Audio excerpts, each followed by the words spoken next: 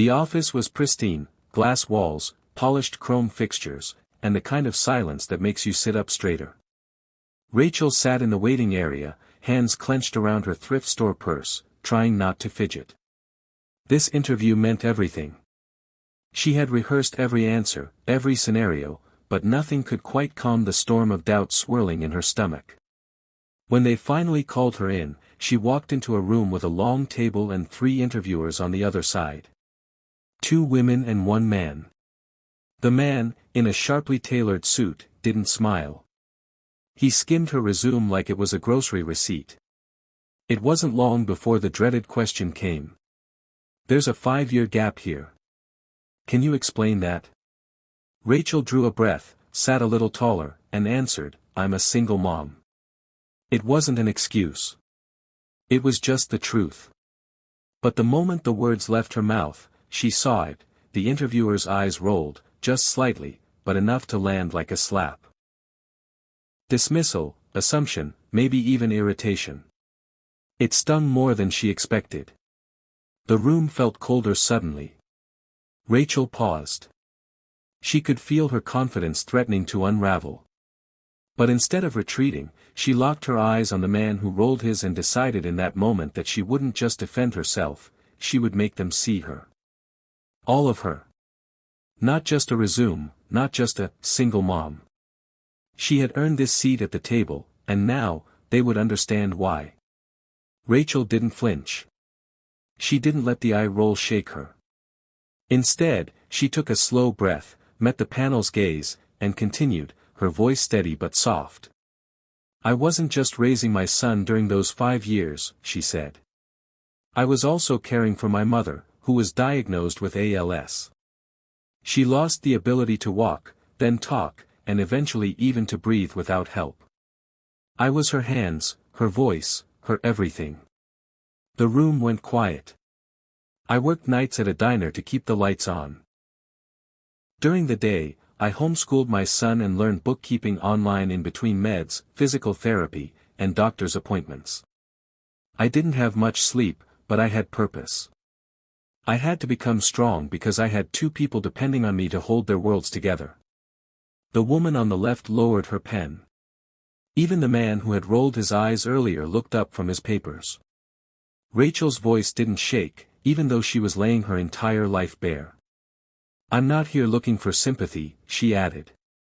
"I'm here because I know how to solve problems when there's no playbook. I know how to lead under pressure, how to adapt fast, how to stay calm when things fall apart." The silence stretched. But it wasn't cold anymore, it was listening. For the first time, they weren't seeing her as a resume with gaps.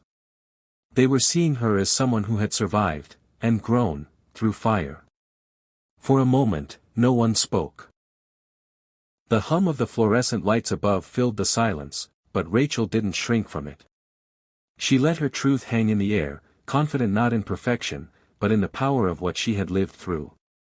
Then she added, almost as if speaking to herself, "I used to think all this, everything I went through, made me less qualified. But now I know it made me stronger than I ever thought possible. I'm not just applying for a job. I'm bringing resilience, loyalty, and a work ethic carved out of necessity." There was a shift. Subtle, but real. The older woman at the center of the panel leaned forward. Her expression softened, the stiffness in her posture easing. Her eyes flickered, not with sympathy, but recognition. Maybe she saw something of her younger self in Rachel. Maybe, once, she too had fought to be seen through the fog of assumptions. And then, unexpectedly, the man in the sharp suit, the one who'd rolled his eyes, cleared his throat. His fingers, which had been tapping impatiently on the table, stilled. Rachel wasn't sure if it was pride or pain in his eyes, but something had changed. "You taught yourself bookkeeping?" he asked quietly. She nodded. "From scratch. I even helped a few local businesses organize their accounts just to practice. One of them tripled their revenue the next quarter." He blinked.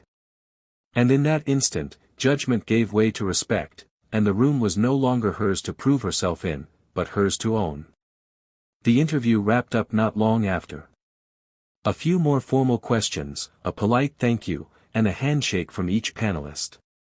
Rachel gathered her bags slowly, careful not to let the adrenaline show.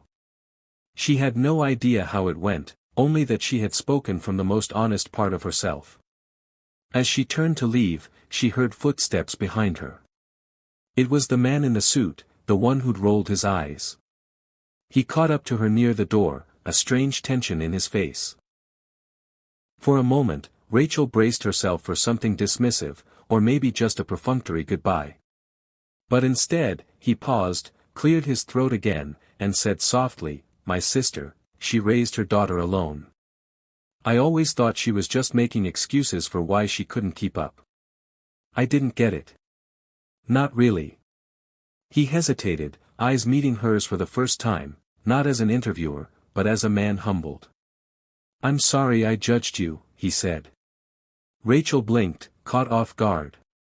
"Thank you," she said, the word simple but full of something deeper, relief, maybe. Or grace. He nodded, then added, "You've got my vote. I just thought you should know." And just like that, the walls came down. In that brief exchange, something inside her shifted, not just hope, but validation. Not because someone had given her a chance, but because someone had finally seen her worth. It was the moment she didn't know she needed, proof that truth, spoken with courage, could change even a closed mind. A week later, Rachel sat at the kitchen table, her laptop open beside a stack of bills she'd stopped bothering to organize. Her son, Daniel, was across from her, drawing superheroes on the back of an old envelope.